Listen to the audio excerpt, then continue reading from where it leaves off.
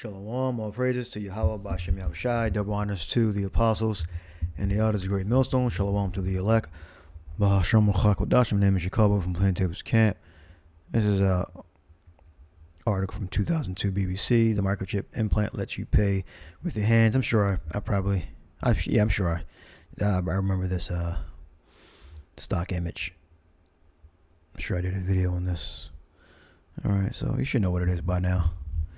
And it, Patrick Pullman causes a stir whenever he pays for something in a shop or restaurant. So the article is following a specific person with their microchip in their hand. So this is a real thing. This is not like a conspiracy theory. All right. Because back in 2019, he had a contactless payment microchip injected under his skin. So you should all recognize this stock image here. It's another stock image here. So is this his actual hand, Patrick Pullman? And this is probably the reader. And the microchip is glowing. I guess it has a light on it. So this is the cylindrical chip. You also have the flat one from the company Walletmore. And here's the old X-ray. Walletmore X-ray. And I didn't know that was on there. Walletmore. Is that flat? Well, I can't really tell. Yeah, well, Walletmore pioneered the flat chip. If I'm not mistaken, Walletmore was the first one to have the flat chip. So we'll look that up real quick also.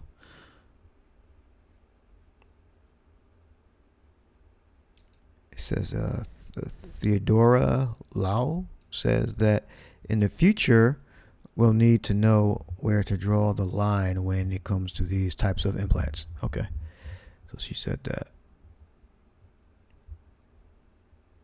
I'm trying to say he's magnetic, and he's trying to make it look cool. Right there. All right, so let's look up Walletmore. Let me get the spelling right. Walletmore. Well, I'll type this in first. Let's go Walletmore. Walletmore. Did I get the spelling right? Implant. It says payment microchip implants are small devices that the size of a grain of rice, about the size of a grain of rice, that are injected under the skin, typically in the hand, allowing users to make a contactless payment by simply having their hand over a card reader. All right. So Walletmore, let's go to the images. So this is the flat implant, flat chip. Okay, so that's even more like cutting. Even though this syringe is the thing that actually does the cut, this is just more convenient. Just slides right in. All right. Flat implant. See if we can get a bigger view file. All right, that's the flat Walletmore microchip. That's WALLETMOR. So there's no E on the end. WALLETMOR. We got this one here. All right. Near-infrared communication. Near-infrared communication antenna. So the chip, the antenna, and a biopolymer. This material of which the implant outer layer is made, it protects the chip and the antenna from any damages. This is the outer coating. All right, so that's pretty clear there. So let's read the prophecy. Revelation 13:15, and he had power to give life unto the image of the beast. All right, so America came back through the spirit of the Roman Empire. All right, that the image of the beast should both speak and cause as many as would not worship the image of the beast should be killed. All right, so that's what the system, government, law, rule, order. All right, and then within that worship, is you have to take the implantable microchip. All right? Or else you wouldn't be able to worship. That wouldn't be worship. So we're not going to worship. We're not going to follow what the government says via the chip, where you got to be at a certain time. So basically slavery. So the microchip is slavery. So we're not going to worship. You're just not going to take the chip and then you'll be free to do what you want. There's going to be a lot of things going on. Esau going to lock their system down. Not going to have the freedoms that we used to have, that we currently have, or the illusion thereof anyway. Says, worship the image of the beast should be killed. All right. Modern times, you're going to say the government. All right. And the beast, it's kind of like, you don't know what it means. It's kind of ambiguous. But the beast is the government. All right. And he causeth all, both small and great, rich and poor, free and bound, to receive a mark in their right hand or in their foreheads. And he causeth what? Your government. All right. And he caused them all to receive that. We believe the mark is the microchip. So we're going to go Strong's. G5480. Come on now. Could have clicked the mouse wheel. Charagma. Chi. Alpha. Rho. Alpha. Gamma. Mu. Alpha. Goes back to Karax, which means a trench. So it's definitely the microchip is, or the mark of the beast. We know, we believe it's something in your flesh. So to put something in your hand, you have to go beneath the surface. Here's some variations of the word: karagmatai, karagma, karagmatas, singular, accusative singular, dative. All right. Of the mark stamped on the forehead or the right hand as a badge of the followers of the Antichrist. All right. Now the Antichrist here is referring to your government. All right. So you have an elite here, which is ran by the so-called Illuminati. All right. And they're going to issue this mark for all nations. And the nations are going to follow the so-called enlightened ones. All right. But then eventually those countries that have nuclear missiles are going to shoot their nuclear missiles on America. All right. So, and the enlightened ones, they have various so-called nationalities or whatever. Some of them are the little hat people, Jays. Some of them are not. All right. But we know the ones that, the tribe of the Edomites that run it, they have the little hats. All right. But, we're not going to know the full details of them. We only going to know bits and pieces because they hide the tracks so well. They're called a secret society for a reason. All right. But we know the chief and prominent among them are the people that wear the little hats. All right. But they're different tribes, in the Edomites. And anyway, furthermore, you really go a little deeper in the surface, that's not their actual religion anyway. So any tribe of Edomites can be an elite. It doesn't matter what tribe you're from. Because on the very top, they worship Satan. They don't actually keep the laws, statutes, and commandments of the Bible, of the Torah, and they don't believe in the Messiah. So any tribe of Edomites can be enlightened ones, one of the enlightened ones, So it don't matter what tribe of Edomites it is. All right. It could be Amalek. It could be Teman. All right. Any one could be the part of the enlightened ones. All right. But the head is Amalek. All right. And remember, they don't actually believe in the laws, the statutes, and commandments. They worship Satan. All right. Charagma, we got a scratch or etching, for example, stamp as a badge of servitude, a sculpture, a figure. All right. So I think we'll leave that there. All right. This is just the same information. I'm going over it again so it'll be fresh in your memory. All right. And you have penalties if you take it. Let's go to 14. No, let's go to 6. Well, 66. We got a high size stigma. Let me just go back to it so you can see it. And there's G5516. We got high psi stigma. All right. All right, and that's there. That's the afterthought. Let's stick to the facts. 666. All right, this is 60 the facts. All right, 666. All right, it doesn't mean, well, it adds up to Nero Kaiser. All right, but that's not it. It's not talking directly about him, like specifically the man. All right, because the Antichrist, there's no such thing as one Antichrist. All right, there's a body, a government that runs this secret group. All right, it's not just one person. All right, that's how we know it's not talking about exactly one person. Nero Kaiser.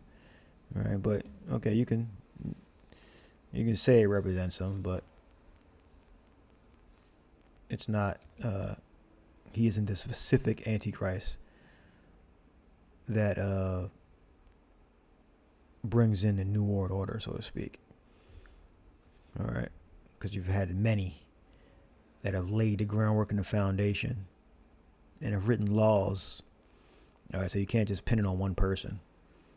Now, what you could say in theory is that there'll be a specific person that will cross a certain line. Okay, I can understand that. I can understand you saying that. But when it comes to the Antichrist, there's no such thing as the Antichrist. Like there's only one Antichrist, because it tells you right here. Like you're going to say, oh, it's a bunch of them, but it's one main one. Okay, I haven't heard that, but just, I got to have the ability to critically think. Let me just type it in. I was going to try to cut and paste it. Is it one word or two?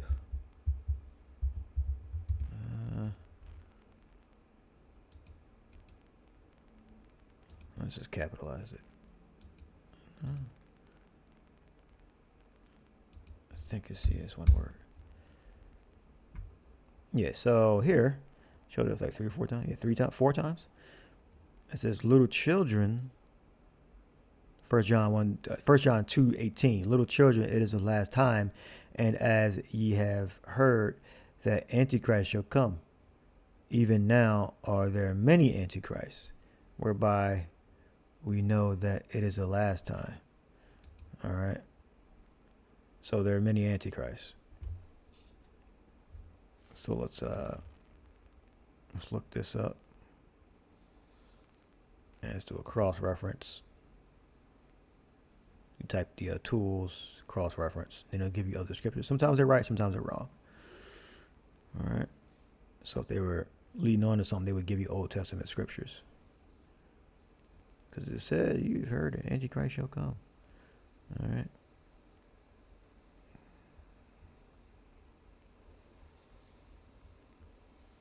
And then give you 9. All right. Now, the preaching of the apostles. All right, we can go with that. Okay. Let's see what they do. It says this also, that in the last days perilous times shall come. I'm thinking of Daniel 12.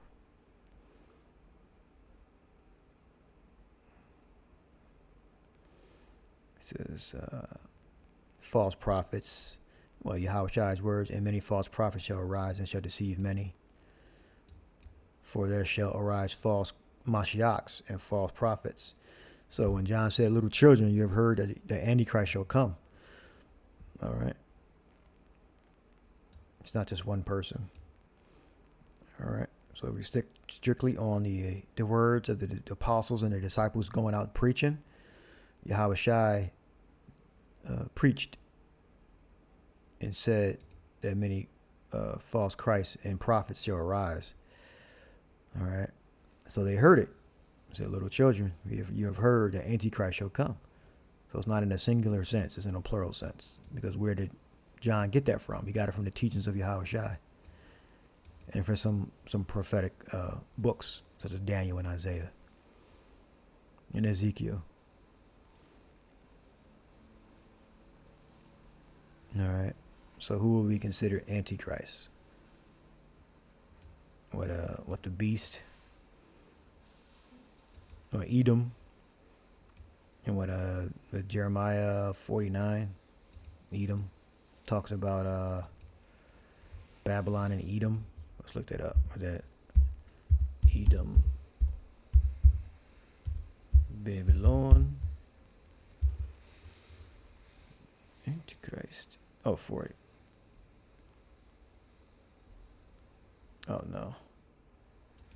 Oh, the least of the flock. Let's say least of the flock. All right. I'll search for it in the past. Jeremiah 49:20 and Jeremiah 15:45. Therefore hear you counsel of Yahweh that he hath taken against Edom and his purposes, that he hath purpose against the inhabitants of Teman. Surely the least of the flock shall draw them out. Surely he shall make their habitation desolate with them. Antichrist. And therefore hear you counsel of Yahweh that he hath taken against Babylon and his purposes, and that he hath purpose against the land of the Chaldeans. Surely the least of the flock shall draw them out. Surely he shall make their habitation desolate. All right. He. Surely he. All right. The least of the flock shall draw them out. All right. So, yeah, Antichrist is not singular in the sense of the one that was prophesied to be against the anointed one, Yahushua. All right, because it's a body of government, so you can say he singular, and it represents a body of people. All right, not just singular one. All right. Let's see what it says in the Greek. Antichristos. G500. Then we'll close it. Antichristos. An adversary, the adversary of the Messiah. Okay. So we know that's not just singular. But you can say it singularly, but it's a plural. All right.